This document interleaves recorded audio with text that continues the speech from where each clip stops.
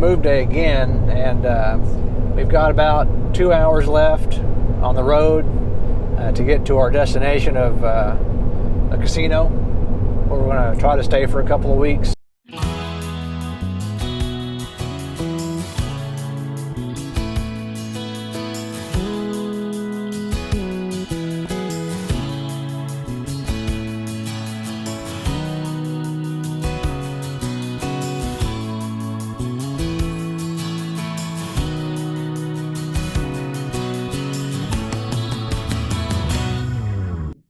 Here at the Biscayne National Park. This is the second park of this season, first park of this calendar year, and this place so far reminds us the most of Belize.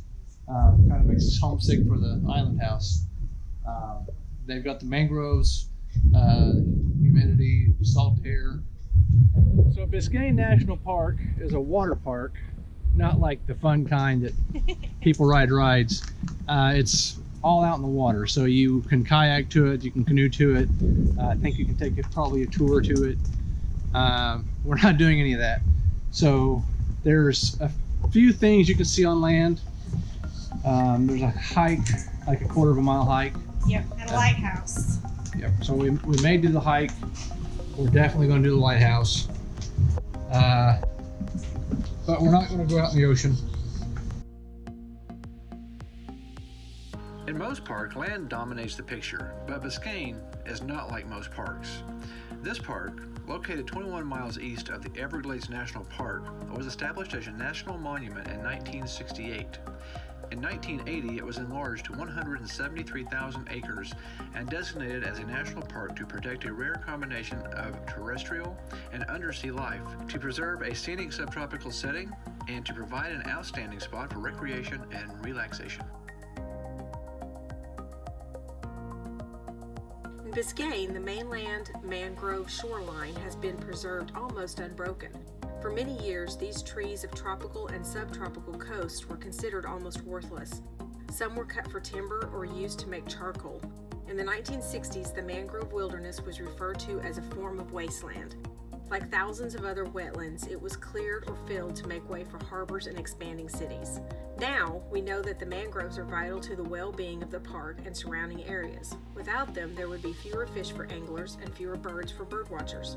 Biscayne Bay would become murky. Areas inland would be exposed to the full violence of hurricanes.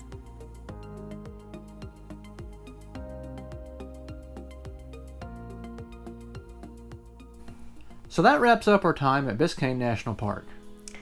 Although we only stayed on the mainland for this trip, it was still a beautiful park and it was free to get in, so I highly recommend it if you're ever in the area. I think this was the first park that we've been to, and the first area that we've been to, that really kind of reminded me of being back in Belize. The mangroves are really cool, and the way they hold the island together, but just the smell of the mangroves and the salt air. Mm-hmm. Very similar climates and scenery. Pretty much, yeah. There were a lot of local people in the park fishing. Mm-hmm. They were fishing off bridges and off the shore, catching all different kinds of reef fish, because it is on the world's third largest, yes. Third largest coral reef. Coral reef, yep. So that's a thing. Yeah, that's a thing. And now that we've seen the second largest and the third largest, I'm guessing we're going to need to go to Australia so that we can see the first largest. Maybe that's next week. Probably not. I think we're going to head to Everglades. Yes, finally, a park we can explore. We'll see you next time. Bye. So it looks like we're not going to the outhouse today. Or the lighthouse either. We're not going to the outhouse because it's on Broken Cheetah Keys.